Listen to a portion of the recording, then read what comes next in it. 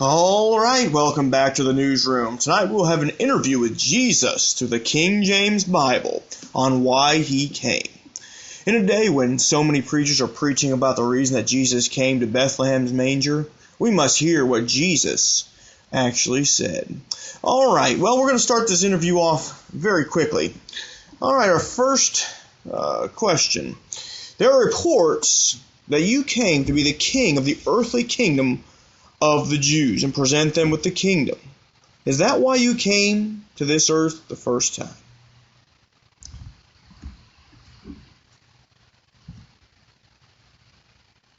All right. Please allow me to clarify this now. So what you're saying is when you came in the flesh, you came to save the lost.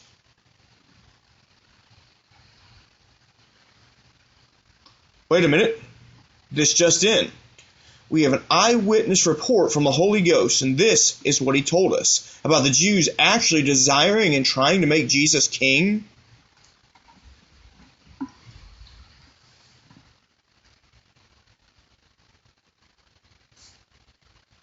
Okay.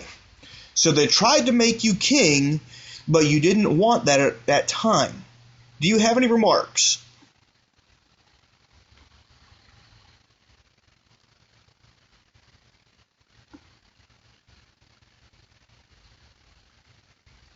Well, when John the Baptist came, he was to point people to you.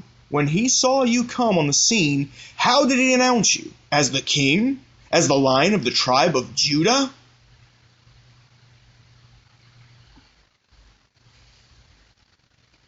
Enough said.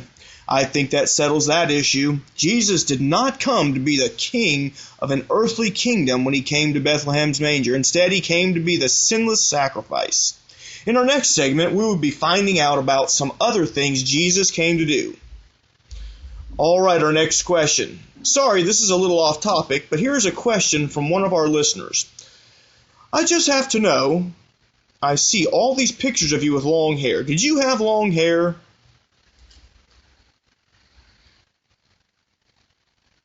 Yes, it does seem unnatural to see a man with long hair, especially when you have to guess, is that a man or a woman? Okay, that clears that up for our listeners. Now back on topic. So many say you came to send peace amongst all. Is this report true?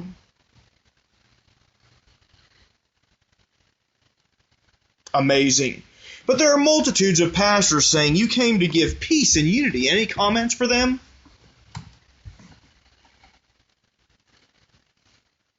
Really? So you didn't come to unify all?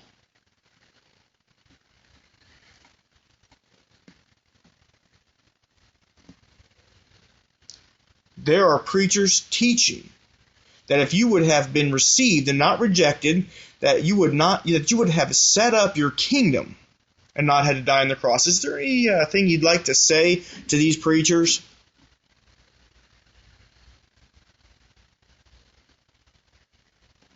Wow. So even though the nation of Israel rejected you and the world knew you not, you will still rule and reign for 1,000 years in an earthly kingdom? Great. Now on to another subject. There are so many people claiming that you are a street preacher, and so they go out to the sidewalks and scream at cars and pedestrians as they go by. Was there any prophecy concerning this about you being a street preacher? Shocking. You mean you didn't just stand in the street and scream at people as they hurried by? Wait a minute. This just in. We have an eyewitness account of Jesus preaching, and here it is.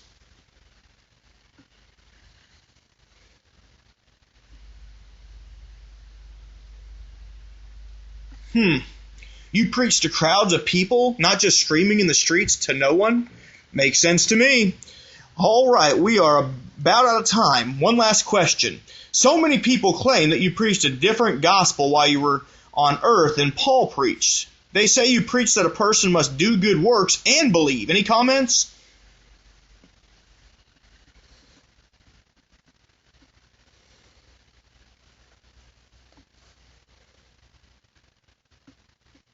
Well, there you have it.